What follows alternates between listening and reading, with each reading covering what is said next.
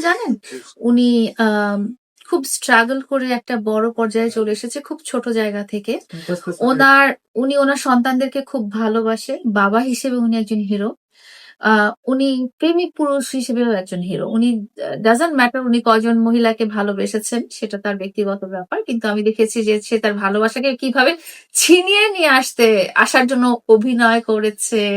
আ তারপরে আ কি বলবো শক্ত অবস্থানে গিয়েছে, মামলা করেছে, অনেক কিছু করেছে। বাট সবকিছুই করেছে তার ভালোবাসার মানুষটাকে ফিরিয়ে আনার জন্য। সো সে আমার চোখে আসলেই হিরো। বাট আমি উনাকে একটু অ্যাডভাইস করব বড় বোন হিসেবে।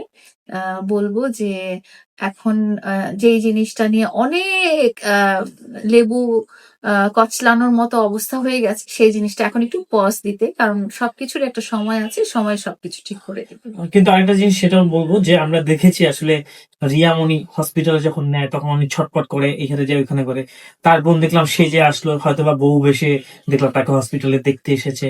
আবার যেদিন রিয়ামণিকে নিয়ে গেল হচ্ছে গিয়ে যেখানে আসলে হিরো আলমকে মারা হয়েছে সেই জায়গাটাও দেখলাম আমরা নিয়ে গিয়েছেন। সেই জায়গাটা যাওয়ার পরে আসলে হিরো আলমকে যখন আমরা কথা বলতেছিলাম যখন ম্যাক্স অবশ্যই আমি অবশ্যই রেগে যেতাম, আমি অবশ্যই রিঅ্যাক্ট করতাম, আমি অবশ্যই রাগ দেখাতাম এবং আমি চাইতাম যে ওই মেয়েটাকে যেকোনোভাবে সরিয়ে দেওয়া। এবং সেই হিসেবে হিরো আলম যেটা করেছেন সেটা একটা মানুষ হিসেবে খুব স্বাভাবিক একটা ব্যাপার। আমার প্রেমিকের পাশে বা আমার প্রেমিকের চোখে বা আমার হাজবেন্ডের চোখে আমি অন্য কোনো মেয়েকে যেরকম দেখতে চাই না, সেরকম একটা হাজবেন্ডও তার ওয়াইফের মুখে অন্য কোনো পুরুষের নাম শুনতে চাবে না। এটাই স্বাভাবিক। এটা খুব স্বাভাবিক একটা রিঅ্যাকশন।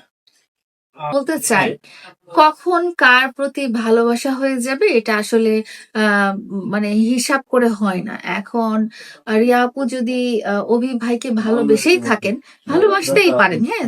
এটা তো একটা ওনারা তো মানুষ, ওনারা তো রোবট না। এমন হতে পারে যে যখন কম্প্যারিজন হয় যে হিরো আলম বা ম্যাক্স অভির মাঝখানে কম্প্যারিজন হয়, ডেফিনিটলি ওনার কাছে যদি ম্যাক্স অভিকে ভালো লাগে, ওনার মনে তার জন্য যদি ভালোবাসা হয়ে যায়, তাহলে উনি না খুব দোটানার মধ্যে আছেন। মানে একদিকে তার হাজবেন্ড, একদিকে তার ভালোবাসার মানুষ। হয়তো নতুন ভাবে ভালো প্রেমে পড়ে গেছেন বা জানি না আমি। তো সবারই উচিত আপুটাকে সাপোর্ট করা, মেন্টালি সাপোর্ট করা যে উনি যাতে একটু শান্তিতে থাকে, উনি যাতে একটু ভালো থাকে, একা থাকে। পরে সংসার টিকবে কি টিকবে না বা ভালোবাসার মানুষ থেকে দূরে যাবে কি যাবে না এগুলো সময়। আপনার কি মনে হয় যে হিরো আলমের বন্ধুদের সাথে তো হোটেলে একসাথে রাত কাটানো যায়? কেন যাবে না? বন্ধুদের সাথে বন্ধুরা না আসলে ভাই বোনের মতো। বন্ধুদের সাথে আড্ডা করা যাবে, গল্প করা যাবে, বেড়াতে যাওয়া যাবে। সেটা একটা অন্যরকম সম্পর্ক। বন্ধুত্ব একটা অন্যরকম সম্পর্ক। তো আ সম্পর্ক টিকবে, বৈবাহিক সম্পর্ক টিকবে কি টিকবে না এটা তো আল্লাহ তাআলা লিখে রেখেছেন। তো আমরা দোয়া করি ওনারা যেভাবে আছেন ওনারা যেন সুখে শান্তিতে থাকে, ওনাদের মধ্যে আর দ্বন্দ্ব না হয়।